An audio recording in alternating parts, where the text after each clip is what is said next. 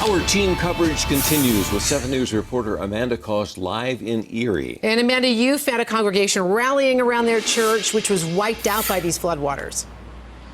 Teresa, all day the cleanup efforts underway here at Erie Bible Baptist Church. You can see the broom sitting here, and beyond me you can see what they've been able to salvage to take out from this church that's not completely soaked. They're trying to dry out these things. You can see the crib from the nursery there.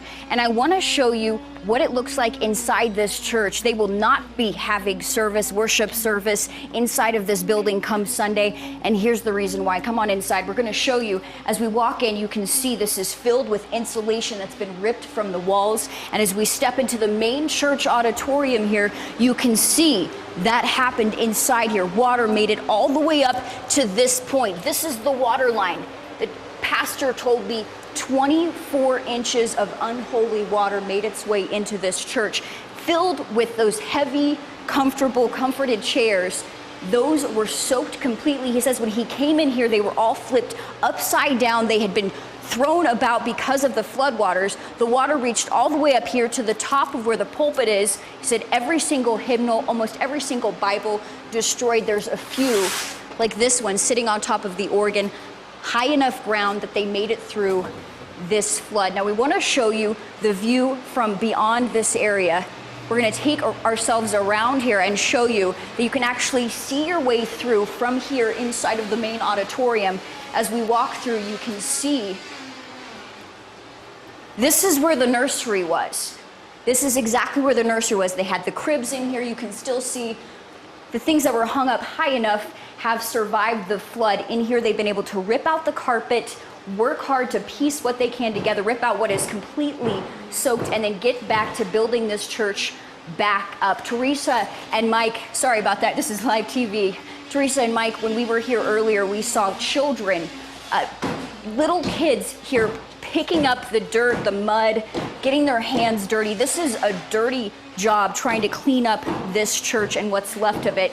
But in the midst of all this rubble, they've been able to find pieces of what has survived. Like we showed you that one Bible. The pastor, he's been here for 35 years, Pastor Jim, and he said that some of his sermons he hand wrote before the computers were around, and he was able to save some of those books that had his handwritten sermons all the way back to the 70s. And here on this sign here, you can see that they have changed where they're going to have church come Sunday. That's 2526 West Weld County Road number 10, not too far from here, but it's a building that they'll be able to have some sort of church services in. And we were talking to there he is, Pastor Jim Duncan, about what a church really is. And he's saying, look, it's really not the building, it's the people, Amanda. And regardless of where we're gonna be, we're still gonna be the same church. And he said he was choked up when he was telling us, he was so overwhelmed with the amount of help that they received. He said he has not had to make one single phone call. The help has arrived without any call out from him. Reporting live in Weld County in Erie, Amanda Cost, 7 News. Amanda, can Pastor Jim talk to us? Is he available to tell us a little bit about what he found Absolutely, when he came? he is. Yeah, you want to go chat with him? He's been a little tuckered out Well, today. I can imagine so. So. We'd like to hear his story. Absolutely. We're going to get pretty close to him here. And Pastor, can you talk to us about, yes. We're on live TV here, want to talk to us about what today has been like for you. And you were talking to me about this church being beyond a building. It's just been such an awesome day. I mean, we had cleaned up so much on Saturday, which was the second flood, and then we had everything cleaned out, the mud cleaned out of the buildings on Saturday, and I was so thrilled and excited about what was accomplished on Saturday. And then Sunday afternoon we flooded again, and we had the mud in all of our buildings, and we had to start from square one, from ground zero. And today people have come, and I don't have mud in my buildings today. I mean, that was all accomplished, and it's just been, I mean, children, men, women, it's just seniors, young people. And anyway, my heart is overflowing with gratitude today. I leave here not sad and upset, but I leave here rejoicing today. And I've said this cleanup is like eating an elephant. It's overwhelming. And how do you eat an elephant? One bite at a time. And we've taken a big bite out of the elephant today, and the elephant is manageable after today.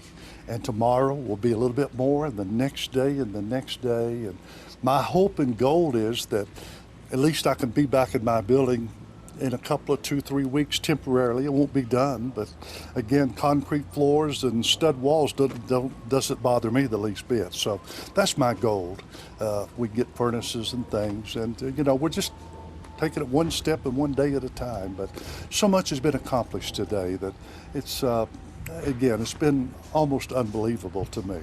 I'm just so gratified by the accomplishment and just the united heart of people just coming in. And many people I don't know, and I'm not sure who all came today, but they came with a desire to help and serve, and we've accomplished so much. So this has been a great day.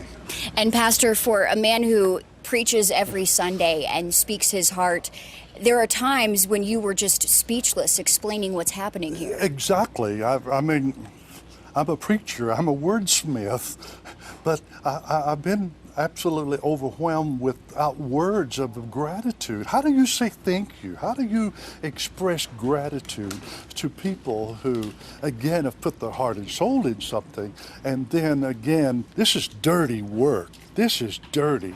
And again, I've just felt,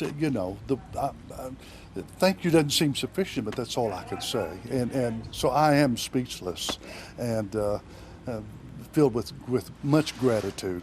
Again, our theme has been 1 Thessalonians chapter 5, verse 18 says, "In everything give thanks, for this is the will of God in Christ Jesus concerning you." We believe it's God's will that we give thanks. I don't believe this was God's will we flood, but I believe it's God's will we give thanks. And we're not going to become bitter about it. We're going to become better. And, we've been handed a lemon. We're going to make lemonade and rejoice. So, it's been a great day. And we're talking about not just this church. Listening right now, our viewers, we also have Mike Landis and Teresa Marchetta. I know that people have been concerned too about Weld County, a lot of these rural areas.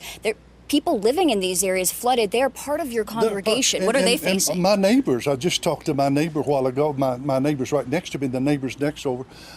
She have been flooded, and one of my families lived down here. I have families, and it's affected so many. In Weld County, we ran a food bank out of Weld County, food bank out of Greeley.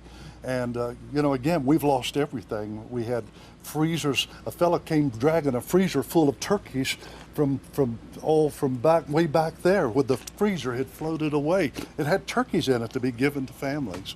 And, we will recover. It'll take some time on that. My first priority is to get our church back up and going. And then as soon as that's up, we'll continue the food bank ministry. We'll have to redo everything, but that's okay. We'll do it. We'll do it. We've done it. Pastor, thank you for your time. And Amanda, thank you. You all, new Channel 7 has been awesome. During this whole thing, I have appreciated the great professionalism and real time of 7 News. I am now 110% dedicated to what Channel 7 does, and its news staff especially. So thank you all. You've been awesome. I appreciate you, Pastor. And all we can say after that is amen. I mean, he said it's not a question of if they are going to rebuild, it's just a matter of when. And I want to show you guys, Pastor was just talking about the food bank, and behind me, the garage doors are now closed, but earlier we were actually inside of what's left of their food bank. It was completely flooded with mud, and you can see the refrigerators here that they've hauled out with what they had of the food to give out. They were supposed to give it out Saturday. That was after they were flooded the second time.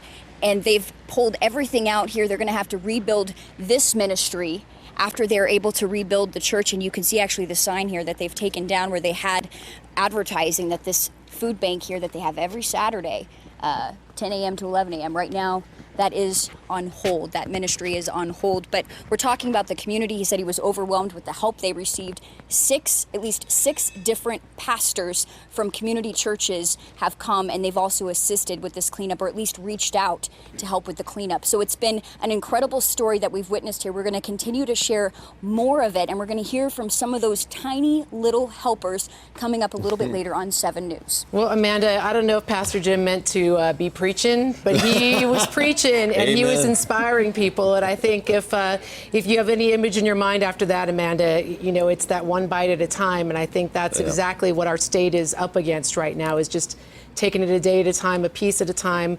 And what a fabulous job that you gave us inside. Thank you, photographer, for showing us, because many of these flood victims haven't been able to see the insides of buildings to understand what they may come home to. So those images you gave us are invaluable in helping people connect or prepare for what they may be seeing. Amanda, thank you for that report so much.